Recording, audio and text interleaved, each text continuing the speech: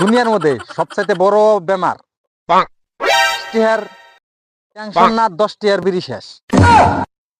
আর কথা আছে জানে সব থেকে বড় বেমার হচ্ছে টেনশন। টেনশন কোন থেকে আহে?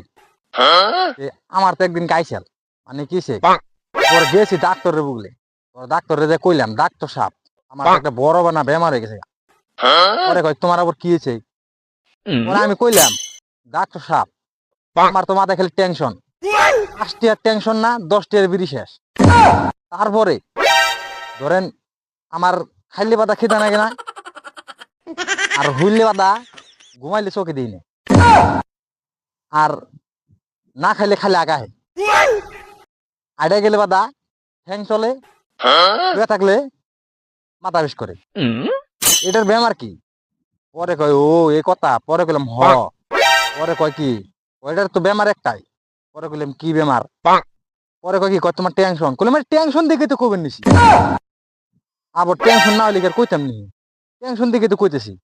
টেনশনে আমার একদিন কে ডাক্তার একটা কইছেন যে তুমি বিড়ি খাওয়া বাদ দিও। পরে বিড়ি খাওয়া বাদ দিছি পরে না এখন মাথায় আরো টেনশন বেশি করে হাত হলো। টেনশন কোন থেকে আহে?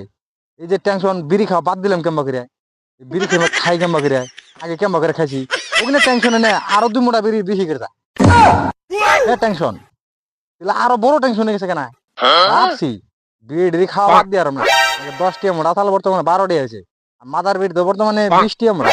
তো যাই হোক টেনশনে 5 টিয়ার টেনশন না 10 টিয়া বিড়ি শেষ কথা বাদই দেন। তার মধ্যে আমার আরেকটা টেনশন, ঘুমাইলে তো চোখে দেখি না। এই ঘুমাইলে যে চোখে দেখি না তাহলে এটা এখন কি করুন যায়?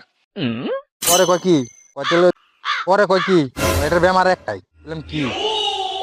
কয় ডেইলি খালি ভাত খেয়ে মোটে তার বড় টেনশন খালি খেতে না কেনা। পরে কয় কি কয় তাহলে তোমার এই বেমারের ওষুধ নাই। বললাম জায়গা না থাকাটাই বেশি ভালো। তাহলে আমার চ্যানেল সাবস্ক্রাইব করেন আর আমার ভিডিওতে একটা লাইক করেন। আগে ভিডিওতে লাইক করেন তারপর চ্যানেল সাবস্ক্রাইব করেন। আর কমেন্ট করে কোন মানে মাথা কিরম টেনশন আছে থাকেন। আমি আবার শীতকাল না ঠান্ডা ধরতে আগুন তাবার না।